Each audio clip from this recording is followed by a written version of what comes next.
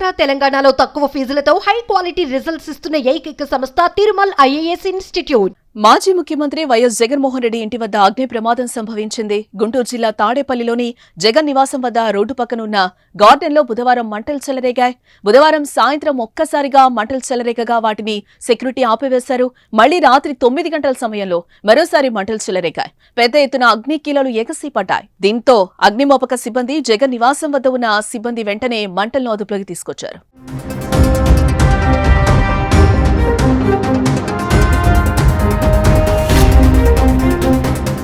గతంలో జగన్ నివాసం వద్ద రోడ్డుకి ఇరువైపులా మున్సిపల్ కార్పొరేషన్ ఆధ్వర్యంలో మొక్కలు నాటి గార్డెన్ ఏర్పాటు చేశారు. అయితే ఆ మొక్కలు ప్రస్తుతం ఎండిపోయాయి. కూటమి ప్రభుత్వం అధికారంలోకి వచ్చిన తర్వాత ఆ మార్గంలో వాహనాలను అనుమతించడంతో జగన్ ఇంటి పరిసరాల్లో ఆకతాయిలు తిరుగుతున్నారని, వారే ఈ ప్రమాదానికి కారణమనే అభిప్రాయం వ్యక్తమవుతోంది. ఒకే రోజు జగన్ నివాసం వద్ద 2 అగ్ని ప్రమాదాలు చోటు చేసుకోవడంతో వైసీపీ నేతలు ఆందోళన వ్యక్తం చేస్తున్నారు. కుట్రపూరితంగా జరిగిందని ఆరోపిస్తున్నారు. మాజీ సీఎం జగన్ నివాసానికి భద్రతా లోపమని కూడా వైసీపీ పోస్టు చేసింది.